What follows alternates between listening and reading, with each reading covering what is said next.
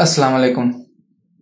Illustrator की आज की क्लास के अंदर हम रोटेट टूल को डिस्कस करेंगे। रोटेट टूल क्या होता है और कैसे हम इसको यूज करके डिफरेंट किस्म की जो है वो शेप्स वगैरह जो है वो तेजी में कैसे बना सकते हैं, यानी हमें जो है वो किस तरह ये हेल्प करता है आज हम सीखेंगे सारा। तो आपने स्टेप बाय स्टेप सारा कुछ देखना है, पूरी वीडियो कंप्लीट देखनी है।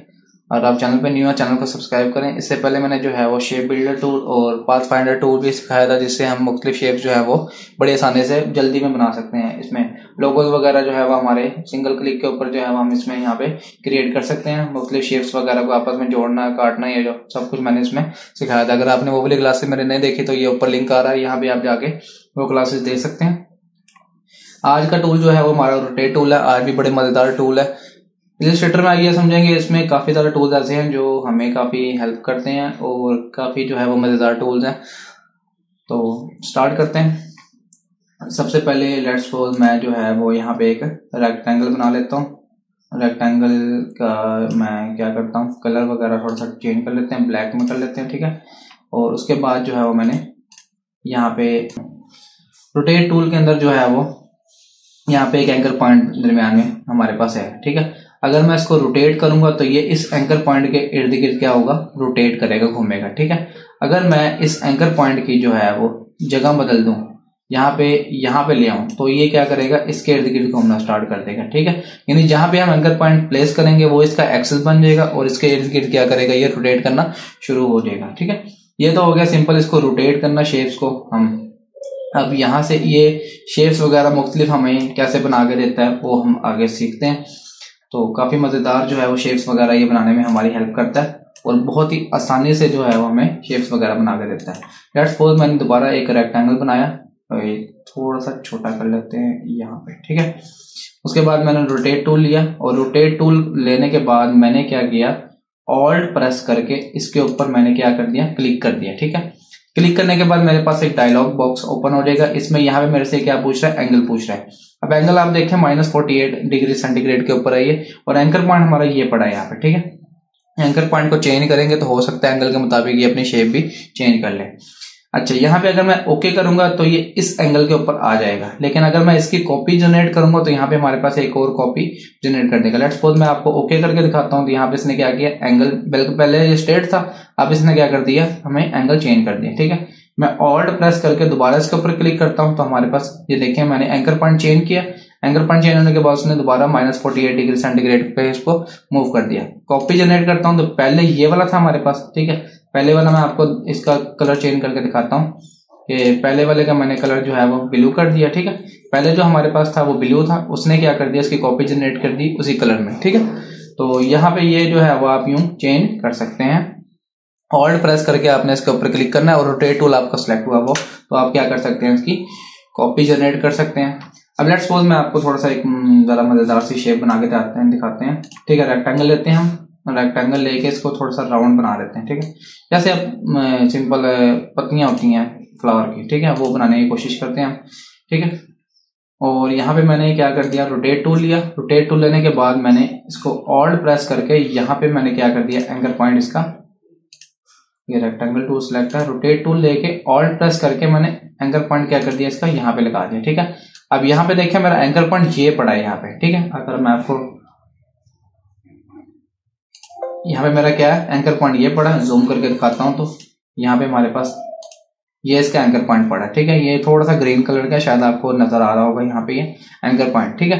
अब यहाँ पे मैं क्या करता हूँ, ऑल्ट प्रेस करता हूँ, यहाँ पे क्लिक करके एंकर पॉइंट के ऊपर ऑल्ट प्रेस करके क्लिक करता हूं तो हमारे पास क्या हो गया, एंगल आ गया, ठीक है। अब यहाँ पे आप जो यहाँ पे एंगल रखेंगे, लेट्स सपोज मुझे जो है वो पत्तियां बनानी है तो मुझे पूरा एक सर्कल कंप्लीट चाहिए। 360 डिग्री का जो है हमारे पास क्या होता है, एक सर्कल होता है। कॉपियां कितनी लेनी है, 10 कॉपीज हम इसकी जो है वो जनरेट करना चाहते हैं, तो आपने क्या करना है, डिवाइडेड बाय 10 कर देना, ठीक है। तो ये क्या करेगा, अब 360 को 10 पर डिवाइड करें तो 36 एंगल के डिग्री सेंटीग्रेड के ऊपर ये क्या करेगा, उतनी कॉपीज को जनरेट करता रहेगा और इनका इक्वल का जो फासला होगा आपस में वो क्या करेगा, सेम रहेगा। और आपने ओके नहीं करना यहाँ पे, ठीक है। आपने यहाँ पे क्या करना है, कॉपी जनरेट करनी है इसकी, ठीक है। कॉपी जनरेट करेंगे तो ये देखें इसका क्या हो गया, 36 डिग्री सेंटीग्रेड के ऊपर इसने यानी जो है वो इसने क्या कर दिया, अब एक हमें कॉपी जनरेट कर दी। अब मैं यहाँ पे इसको डुप्लीकेट करूंगा। डुप्लीकेट करने के बाद जितनी भी नेक्स्ट कॉपीज हमारे पास आएंगी वो सारे सेम एंगल और सेम जो है वो डिस्टेंस के साथ ये क्या करता रहेगा, बढ़ाता रहेगा। कंट्रोल डी प्रेस करते रहेंगे आप तो क्या होता रहेगा, ये हमारे पास उसी एंगल के ऊपर रहते हुए ये हमारे पास एक शेप्स वगैरह को क्रिएट कर देगा। ठीक है, अगर यहाँ पे मैं सबका एंगल कलर चेंज करता हूँ तो आप क्या कर सकते हैं, मुख्तलिफ किस्म का जो है वो पत्तियां वगैरह बना सकते हैं। ठीक है, रंगीन पत्तियां, आप कोई भी कलर इसमें ले सकते हैं। मैं जो है वो आपको सिर्फ समझाने के लिए बता रहा हूँ। तो ये जो है वो आप यहाँ से कोई भी कलर वगैरह फिल कर सकते हैं। सॉरी, ये कलर दोबारा हो गया, ये वाला ले लेते हैं और इसमें जो है वो हम ये डार्क ब्राउन ले लेते हैं। ठीक है, अब इसको तो सारे को सिलेक्ट करने के बाद आप क्या करें, इसकी ओपेसिटी थोड़ी सी कम कर दें ताकि जितने भी डार्क कलर हमें थोड़े से लाइट नजर आए। और यहाँ से देखें ये हमारे पास की जो है वो मजेदार पत्तियां वगैरह बन सकती हैं। फ्लावर से आप बड़े आसानी से बना सकते हैं। आप एक सिंपल फ्लावर बनाएं, उससे क्या करें, उसको डुप्लीकेट यूं कर सकते हैं सिंपल। ठीक है, क्लिप टूल लेने के बाद मैंने क्या किया, एक सर्कल बनाया। सर्कल जो है वो ब्राउन कलर का। ठीक है, मैं इसको जो है वो इसका कलर चेंज करके ब्लैक कलर में कर देता हूँ।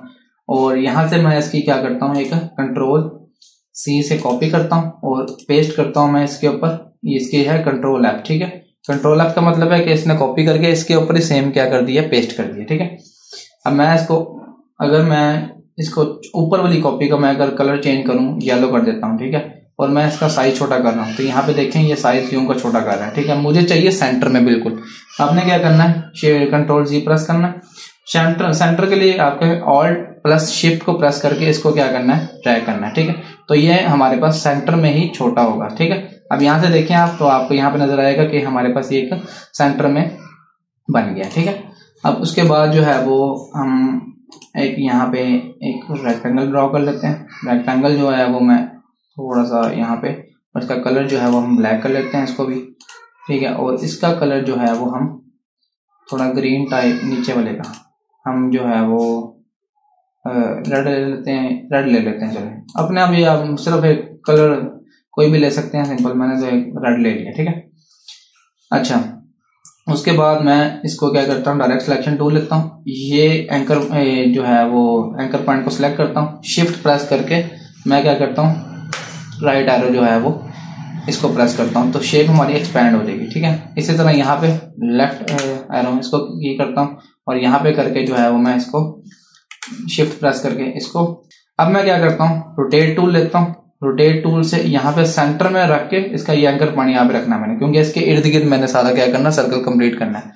ऑल्ट प्रेस करके यहाँ पे क्लिक करता हूँ तो ये मेरे पास क्या हो जाएगा, एंगल आ जाएगा। ठीक है, 360 डिवाइडेड बाय 12 कॉपी ले लेते हैं इसकी। ठीक है, और कॉपी जनरेट की है मैंने तो यहाँ पे हमारे पास ये कॉपी जनरेट कर देगा हमारे पास। बल्कि कॉपीज को हम कम कर लेते हैं, कंट्रोल जी प्रेस करते हैं और ऑल्ट प्रेस करके ये करते हैं और यहाँ पे 360 डिवाइडेड बाय 8 कर लेते हैं ताकि फासला, कॉपी लेनी थी दोबारा से,